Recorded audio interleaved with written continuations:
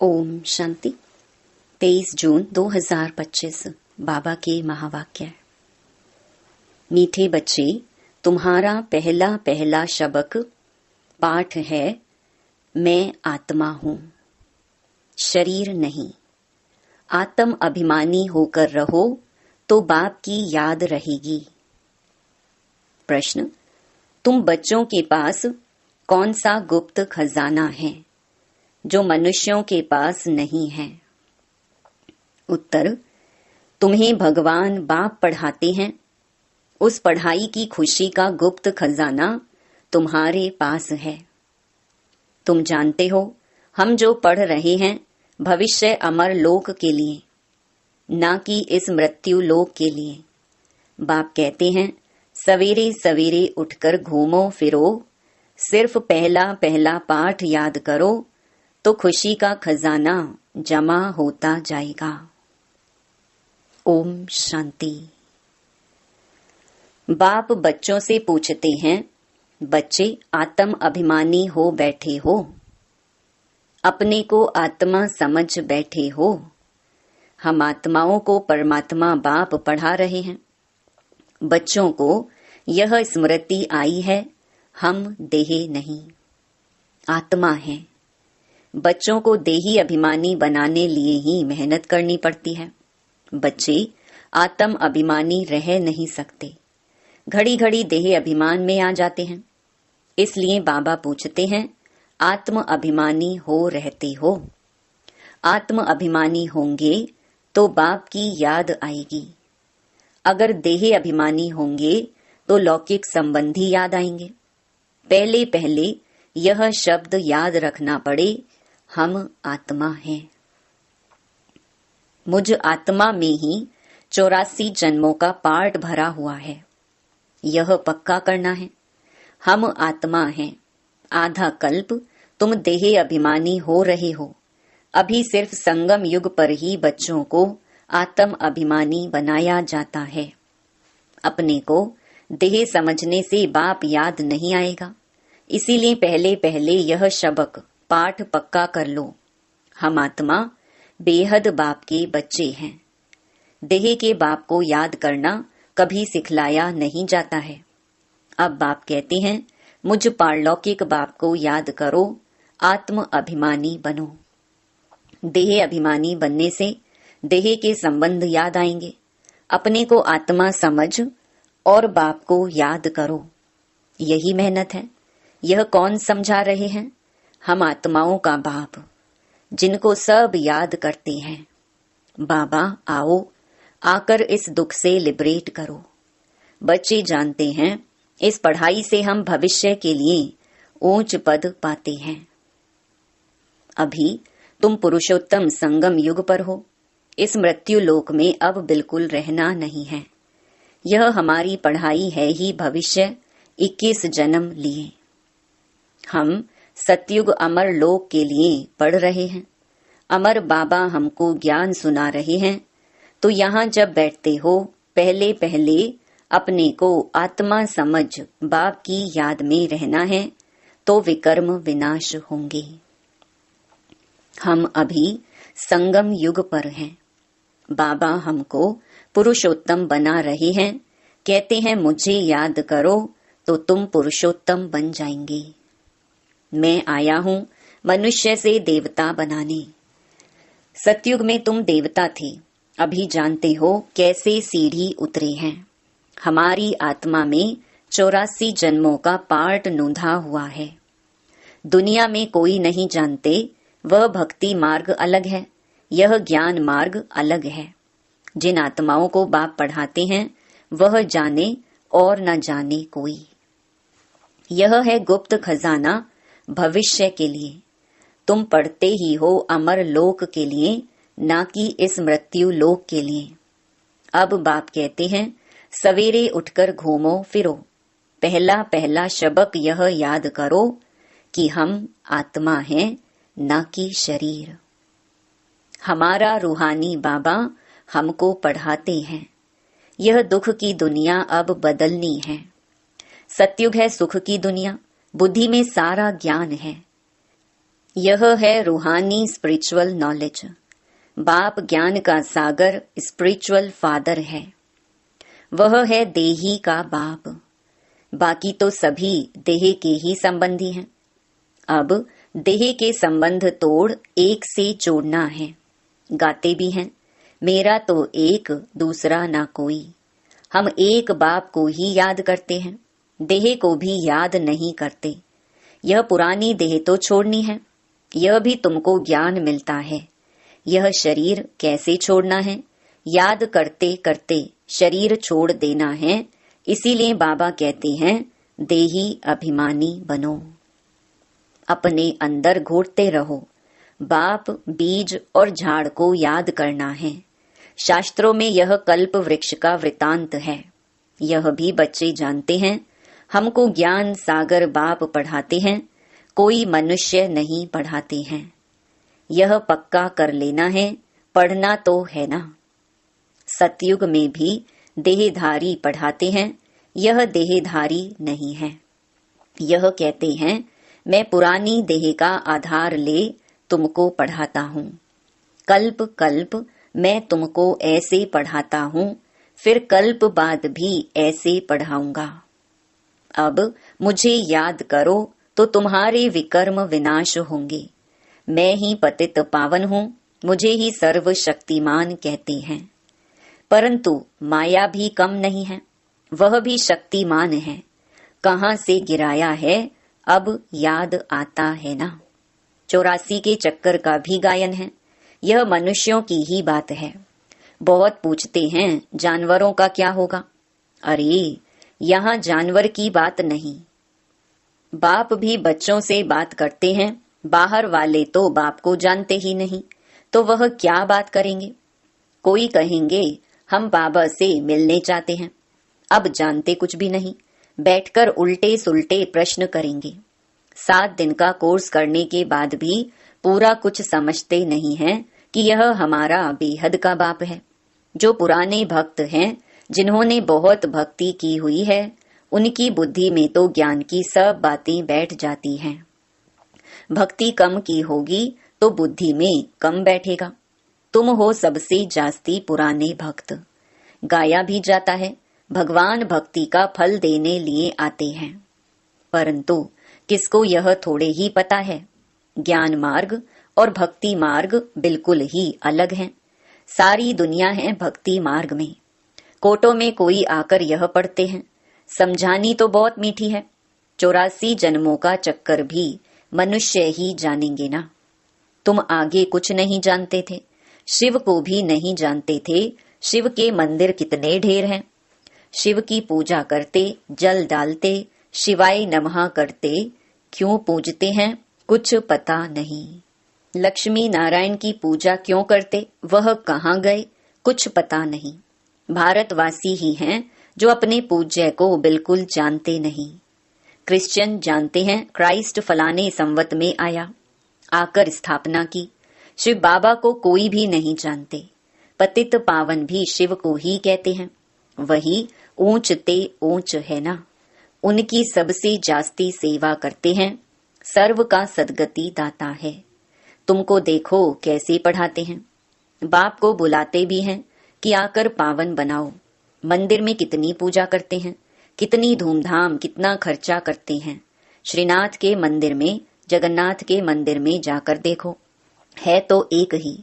जगन्नाथ जगतनाथ के पास चावल का हांडा चढ़ाते हैं।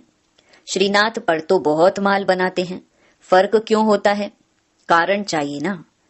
श्रीनाथ को भी काला, जगन्नाथ को भी काला कर देते हैं। कारण तो कुछ भी नहीं समझते।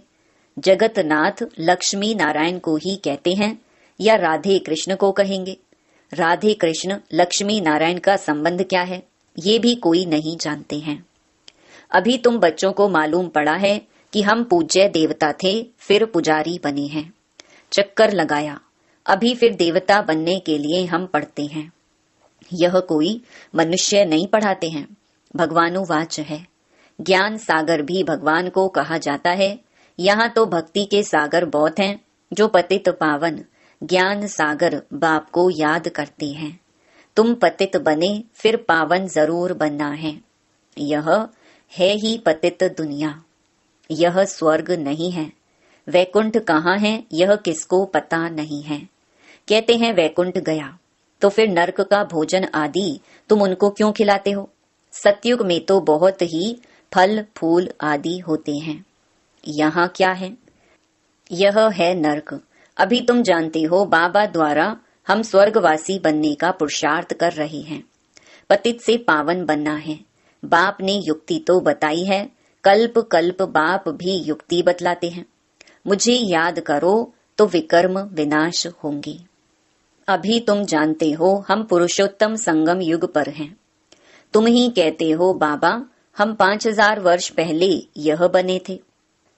तुम ही जानते हो कल्प कल्प यह अमर कथा बाबा से सुनते हैं। शिव बाबा ही अमरनाथ है, बाकी ऐसे नहीं कि पार्वती को बैठ कथा सुनाते हैं। वह है भक्ति। ज्ञान और भक्ति को तुमने समझा है। ब्राह्मणों का दिन और फिर ब्राह्मणों की रात। बाप समझाते हैं तुम ब्राह्मण हो ना।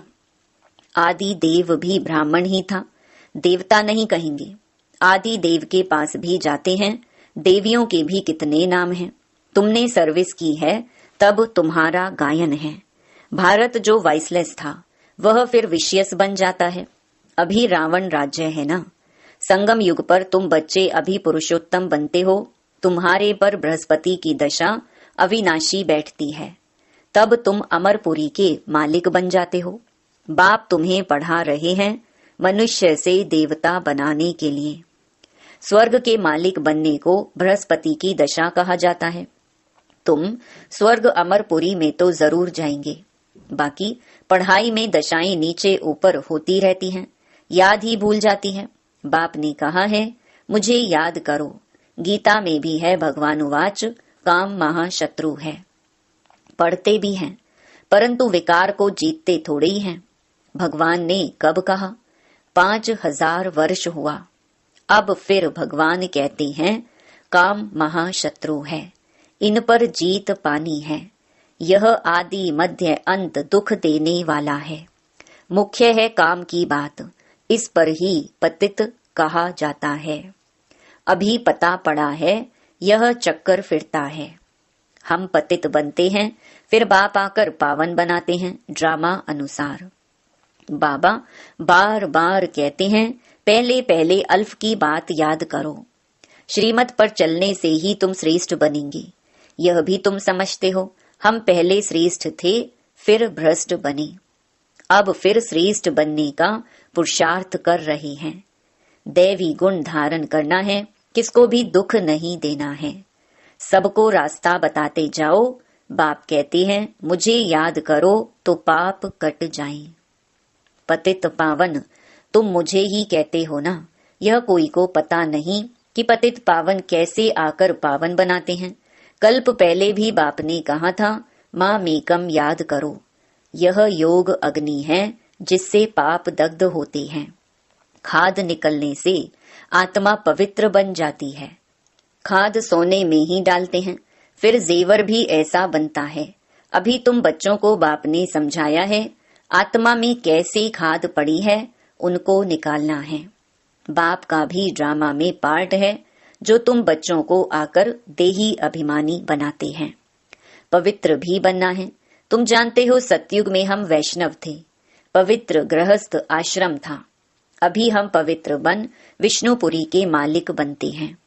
तुम डबल वैष्णव बनते हो। सच्चे सच्चे वैष्णव तुम हो, वह हैं विकारी वैष्णव धर्म के। तुम हो निर्विकारी वैष्णव धर्म के। अभी एक तो बाप को याद करते हो और नॉलेज जो बाप में है वह तुम धारण करते हो। तुम राजाओं का राजा बनते हो। वह राजाई बनते हैं अल्पकाल, एक जन्म के लिए। तुम्हारी राजाई है 21 पीढ़ी अर्थात फुल एज पास करते हो। वहां कब अकाले मृत्यु नहीं होगा। तुम काल पर जीत पाते हो। समय जब होता है तो समझते हो अब यह पुरानी खल छोड़ नई लेनी है। तुमको साक्षात्कार होगा। खुशी के बाजे बजते रहते हैं। तमो प्रधान शरीर को छोड़ सतो प्रधान शरीर लेना, यह तो खुशी की बात है। वहां 150 वर्ष आयु एवरेज रहती है, यहाँ तो अकाले मृत्यु होती रहती है, क्योंकि भोगी हैं। जिन बच्चों का योग यथार्थ है, उनकी सर्व कर्मेंद्रियां योग बल से वश में होंगी।